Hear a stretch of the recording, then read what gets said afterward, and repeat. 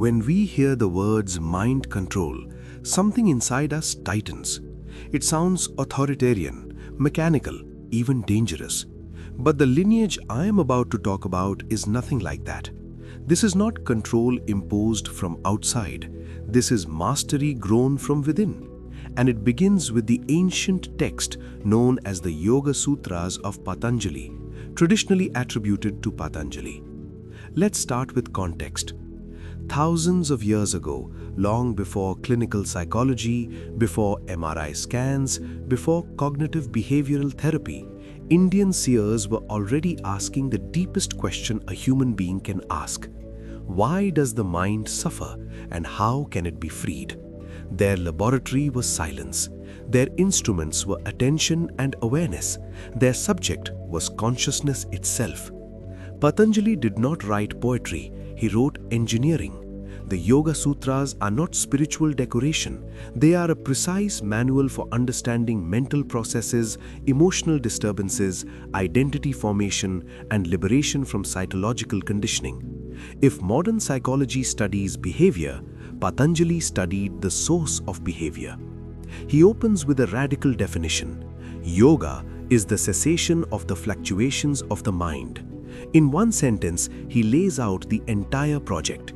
Human suffering arises not from events, but from uncontrolled mental movement, thoughts, memories, fantasies, fears, projections. We are not disturbed by reality, we are disturbed by our interpretation of reality. Now comes the real question. If the mind creates suffering, can the mind also dissolve it? And if yes, what kind of discipline does that require? Is liberation a mystical accident or a structured process? Modern people often assume freedom comes from changing circumstances, new job, new relationship, new city, new identity.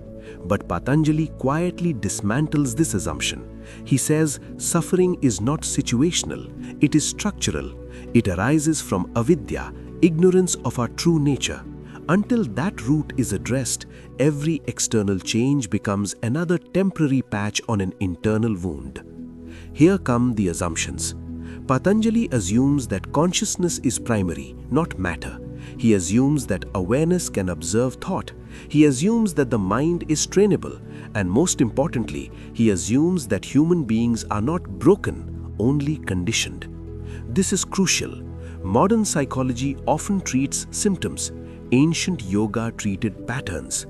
Today we diagnose anxiety, depression, trauma. Patanjali diagnosed identification with mental content. He saw that people confuse thoughts with self, emotions with identity, memory with reality. Sound familiar? This is why the Yoga Sutras feel strangely modern. They describe rumination, attachment, aversion, fear of death, ego inflation, emotional reactivity. These are not ancient problems. These are Tuesday afternoon problems. So how does Patanjali structure liberation? Not through belief, but through practice. He offers an eightfold system: ethical alignment, personal discipline, posture, breath regulation, sensory withdrawal, concentration, meditation, and absorption. But do not misunderstand this as spiritual gymnastics. Each limb corresponds to a psychological conditioning. Yama and Niyama reshape your relationship with society and yourself.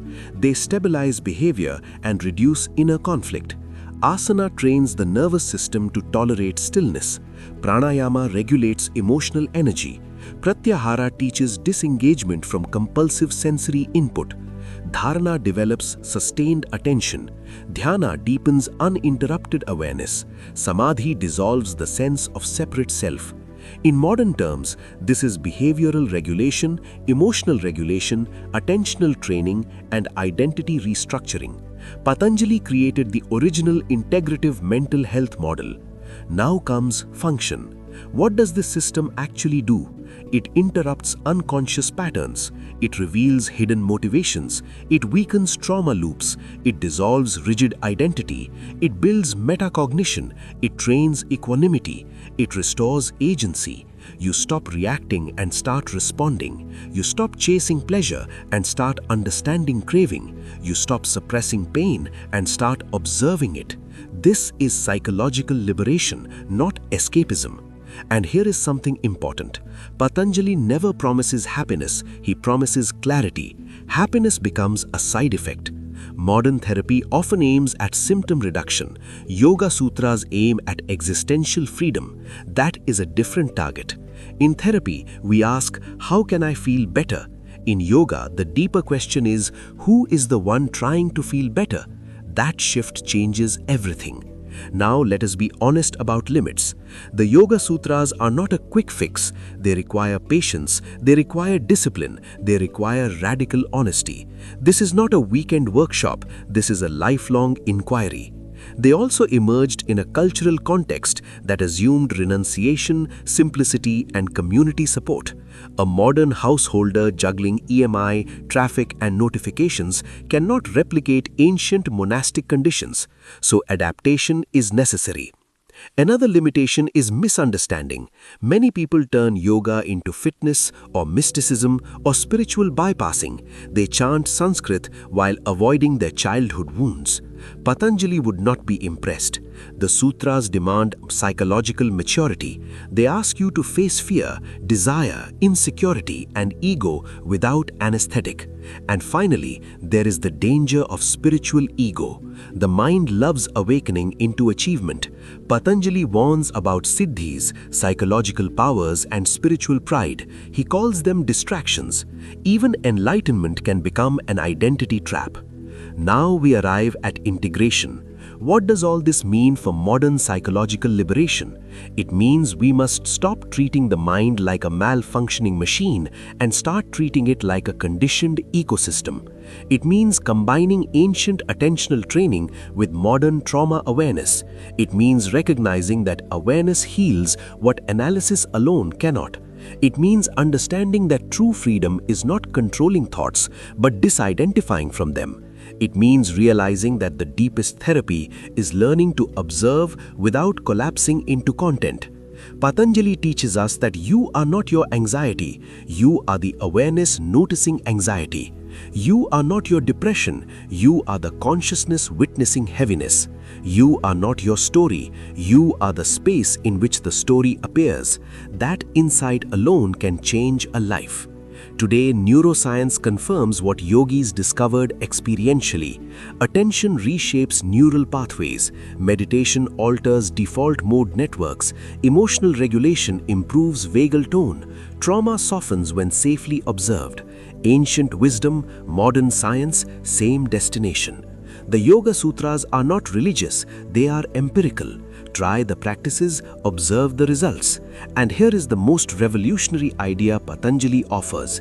Liberation is not becoming something new, it is removing what is false.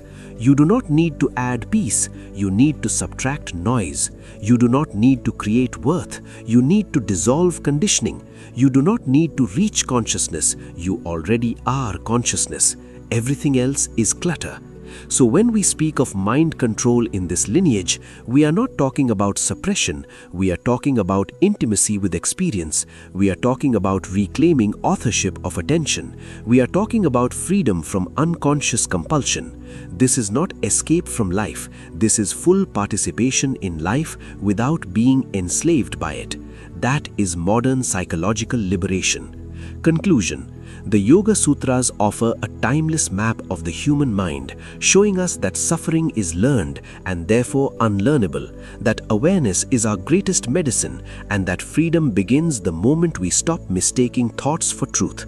If this perspective resonated with you or challenged you, I would love to hear your thoughts. Drop a comment below if you have anything to say. And if you found value here, please like, share, and subscribe to my YouTube channel for more such explorations.